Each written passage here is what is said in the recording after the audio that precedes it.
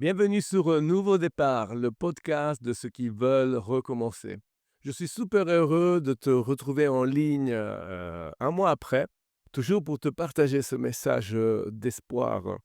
Alors, si tu connais pas le format du podcast, c'est simple. Mois après mois, je te partage l'histoire d'un personnage biblique qui a vécu un avant un peu compliqué avec des situations difficiles, mais ensuite une rencontre avec Dieu, avec Jésus qui a permis un nouveau départ. Et tout cela pour te montrer un nouveau départ, c'est possible pour toi aussi, aussi. Alors, si les contenus de ce podcast t'encouragent, n'hésite pas à les partager, mais surtout abonne-toi à la chaîne YouTube, à la chaîne Spotify. C'est la seule manière de nous soutenir. C'est gratuit et n'hésite pas à laisser un commentaire, un like. Ça permet à l'algorithme de pouvoir le partager à des autres personnes. Et donc, nous voici euh, pour ce nouveau épisode.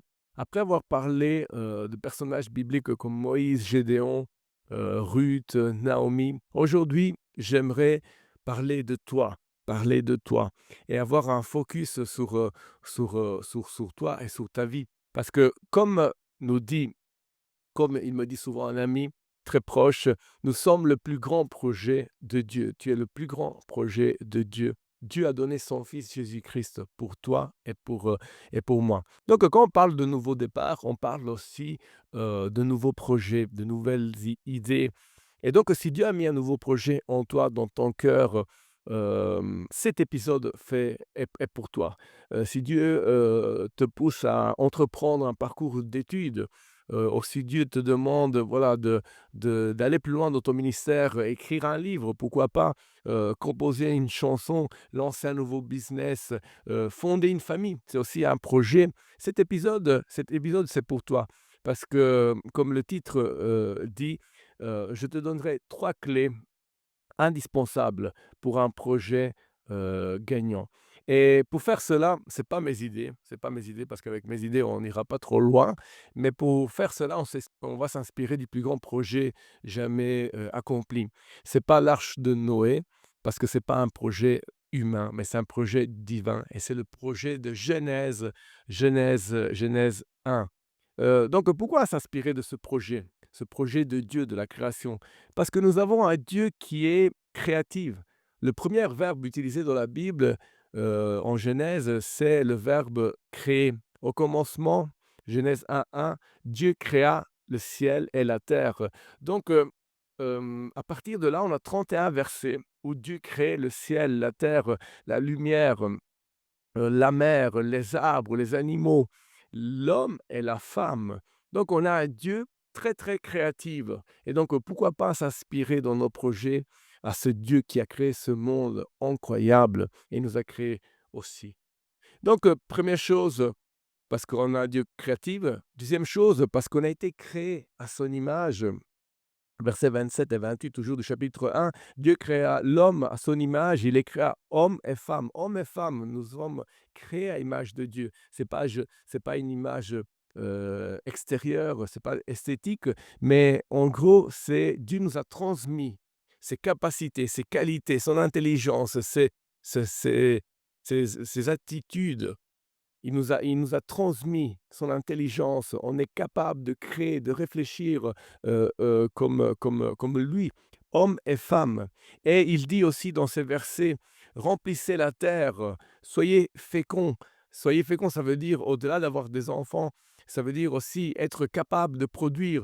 Soumettez la terre. Il nous a donné plein de possibilités, plein de belles choses pour laquelle faire des grandes choses. Et donc, nous avons été créés à l'image de Dieu. Troisième chose, parce que pourquoi on va s'inspirer de cette création? Parce que la création, c'est un projet. C'est un projet. Même si la science veut nous faire croire que c'est le résultat d'une explosion, en réalité, la création, c'est un projet. Parce qu'on voit qu'il y a une intention de Dieu. Au commencement, Dieu créa. Il y a un point de départ. Il y a une évolution pendant 6 jours, step by step, jusqu'à arriver au 7e jour où il y a le jour du repos.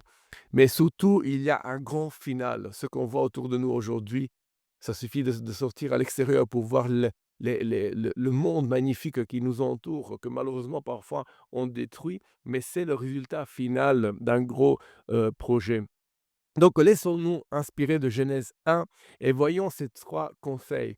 Je n'ai pas la prétention de dire que c'est tout est exhaustif ce que je vais te dire, mais c'est des projets de base qui viennent de la parole de Dieu, qui peuvent nous donner vraiment un boost pour pouvoir aller plus loin dans nos projets avec, le Seigneur, bien sûr. Alors pour commencer, j'aimerais te dire, 1 clé, définis le cadre de ton projet. Il te faut un cadre. C'est ce que Dieu a fait.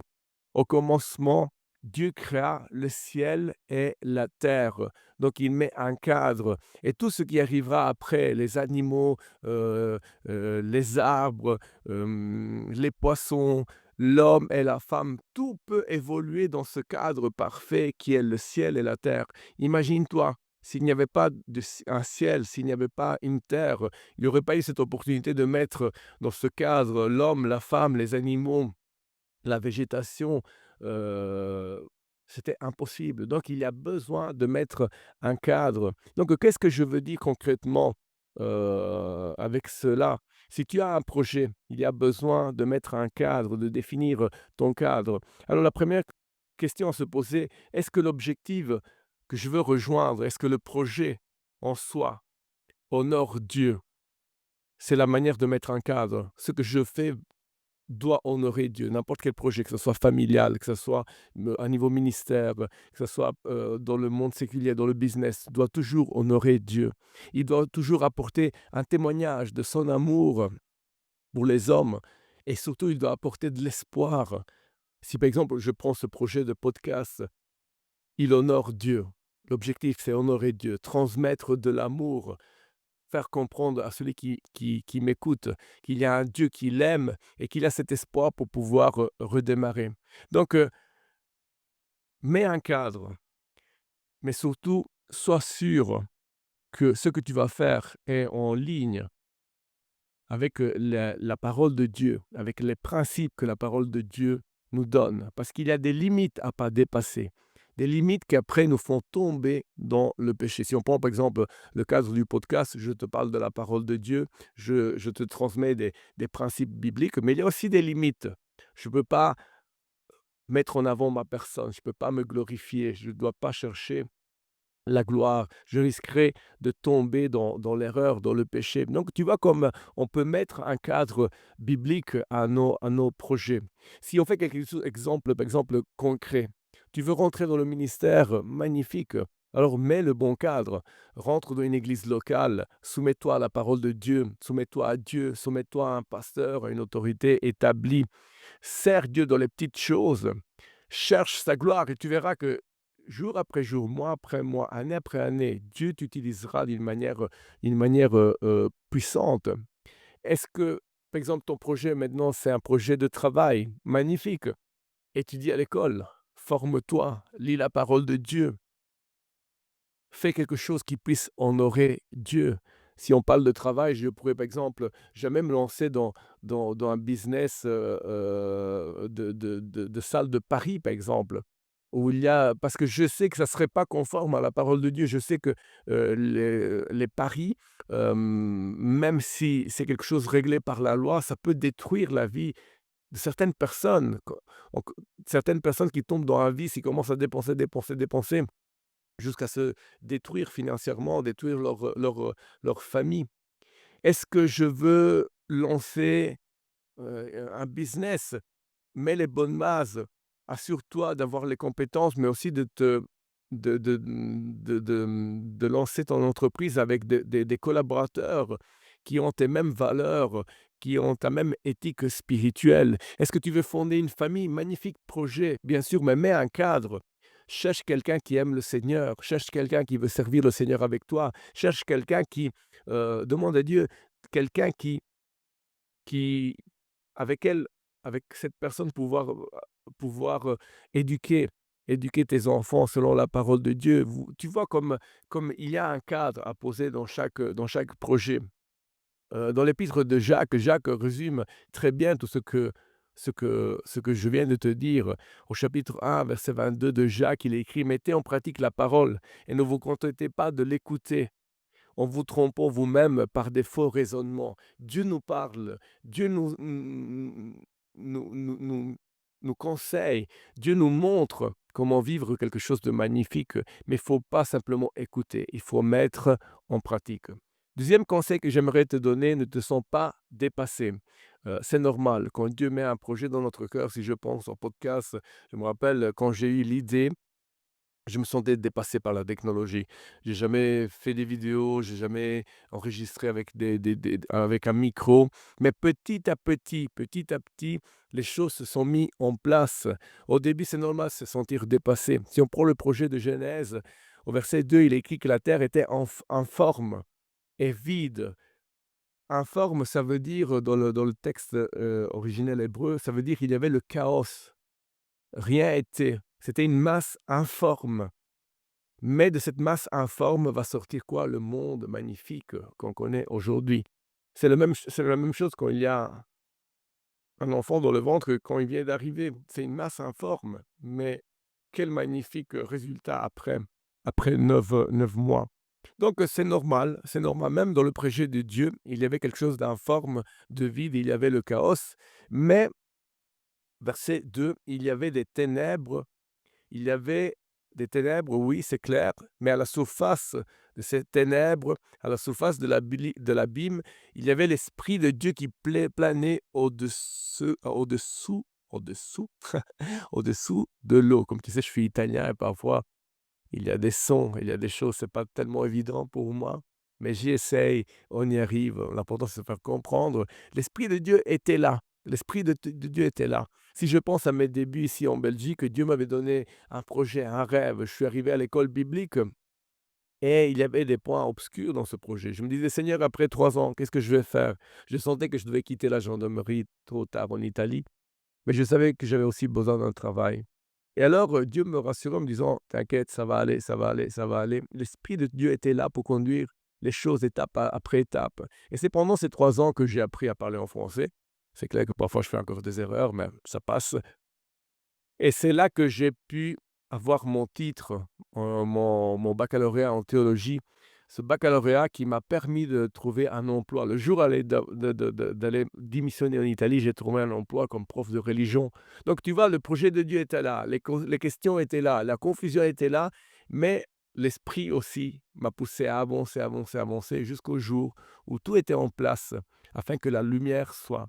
Et c'est ce qu'on peut lire au verset 3 et 4 de Genèse 1. Dieu dit qu'il y ait de la lumière.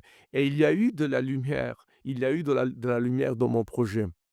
Au début, c'était compliqué, c'était sombre, c'était chaos. Mais étape après étape, nous voici 10 ans après, avec ce magnifique projet, ce magnifique projet. Donc, ne te sens pas dépassé, c'est normal.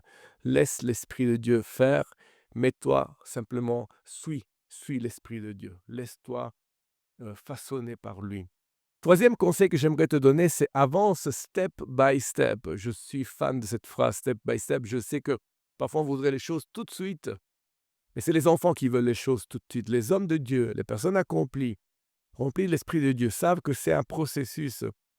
Il y a toujours un commencement. Genèse 1:1, au commencement, Dieu créa le ciel et la terre.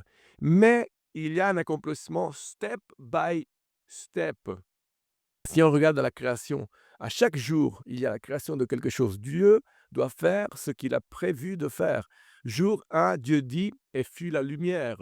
Jour 2, le ciel. Jour 3, la mer. Jour 4, le soleil, la lune, les étoiles. Jour 5, les oiseaux, les poissons.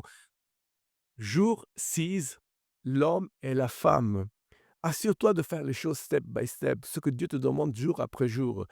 L'homme et la femme ne pouvaient pas arriver au jour 1. D'abord, il fallait un ciel, une terre. D'abord, il fallait la lune, le soleil, la nourriture, les animaux. D'abord, il y avait des étapes. Et ensuite, au final, le grand final de Dieu, l'homme et la femme, moi et toi. Mais ça prend du temps, ça prend un avancement step by step. Assure-toi simplement de faire ce que Dieu te demande de faire jour après jour. Comme je t'ai dit, ça a été le cas. Aujourd'hui, je travaille dans des écoles, j'enseigne la religion. Mais avant, il fallait apprendre le français. Avant, il fallait arriver à maîtriser la langue. Je me rappelle La première fois que j'ai enseigné des enfants dans le cadre des causes du dimanche, dans une église, justement, il me manquait le français, les compétences. J'arrivais pas à les cadrer, j'arrivais pas en plus, les enfants, dès qu'ils comprennent que tu as des faiblesses, ça devient compliqué. Ils ont même monté sur les bancs. J'ai pris une photo souvenir de ce moment et tout cela. Pourquoi? Parce que j'avais pas encore les compétences pour pouvoir m'imposer, pour pouvoir les enseigner, les encadrer. Les encadrer, les enfants ont besoin d'un cadre. Aujourd'hui, je sais le faire parce qu'il y a eu un step by step. Et à chaque step, n'oublie pas de célébrer ce que Dieu a fait. Au verset 4, 10, 12, 18, 21, 25, Dieu voit que ce qu'il avait fait était bon. C'est une manière de célébrer, de se réjouir, de dire ce que j'ai fait est bon. Célèbre. D'habitude, je sais qu'on est souvent attiré par ce qu'on n'a pas, mais aujourd'hui, je veux célébrer ce que j'ai. J'ai déjà le souffle de vie. Je suis devant toi. Je partage la parole de Dieu. Je sais que j'ai plein de choses que je n'ai pas encore, que je rêverais, que je désire, mais ce n'est pas grave. Aujourd'hui, je me réjouis pour ce que je suis en train de vivre, l'instant présent. Je profite de l'instant présent. Et surtout, persévère jusqu'à la fin. Le monde du business l'a compris. Il n'y a pas de réussite sans persévérance. Il y a des jours où ce sera plus facile, il y a des jours où ce sera plus difficile, mais l'important, c'est d'arriver à la fin, step by step, parce qu'il y a une conclusion. Verset 31 de Genèse 1. Dieu voit que tout ce qu'il avait fait, il était très bon, très, très, très bon. Et encore aujourd'hui, on a le témoignage. Regarde autour de toi, ouvre la fenêtre, sors dehors et tu verras comme ce que Dieu a fait était magnifique. Alors, on arrive à la conclusion avec cette question. Est-ce que tu es satisfait de ce que tu as construit jusqu'à aujourd'hui? Parce que Dieu, verset 31, comme on a dit, comme on a lu, il constata que ce qu'il avait fait était très bon. Est-ce qu'on peut dire la même chose dans une image de vision à bref terme?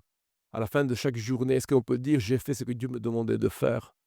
Si on prend dans une vision à moyen terme, à la fin de l'année, moi j'aime bien toujours faire des récapitulatifs de l'année. Est-ce que je peux dire d'avoir fait ce que Dieu me demandait de faire? Si on prend un espace de temps de 10 ans, j'aime bien aussi regarder aux dernières 10 ans de ma vie, est-ce que je peux dire que dans ces dernières 10 ans, j'ai fait ce que Dieu me demandait de faire? Si c'est le cas, vas-y, tu peux continuer. Tu as l'autorisation, tu as la bénédiction de Dieu. Si ce n'est pas le cas, recommence à zéro, détruis ce qui n'a pas été et inspire-toi de ces 3 clés. Pose les bonnes bases. Pose les bonnes bases. Ce que je suis en train de faire, est-ce que ça honore Dieu? Est-ce que ça transmet son amour? Est-ce que ça donne de l'espoir? Deuxième chose, ne te laisse pas, ne sois pas dépassé. C'est normal, ça arrive, c'est compliqué. Troisième chose, avance step by step. Ne cherche pas le résultat final tout de suite. Avance. Il y a un processus. Je sais qu'à l'époque de l'intelligence artificielle, on cherche tout de suite le résultat. Mais ce qu'on va perdre avec l'intelligence artificielle, c'est le processus. Le processus qui nous amène à devenir des personnes meilleures, à se sanctifier, à acquérir des compétences qu'on n'aura plus parce que l'intelligence artificielle, elle le fera pour nous. Mais nous, on va avancer step by step. Et nous voici donc à la conclusion. C'était magnifique. Je t'ai partagé cette parole avec beaucoup de passion et j'espère que ça puisse t'encourager. N'hésite pas à nous laisser un commentaire, liker, t'abonner. Tu sais déjà qu'est-ce qu'il faut faire. Mais je voudrais te donner surtout rendez-vous au mois prochain et te dire: mets un point final à ton passé et vis un nouveau départ.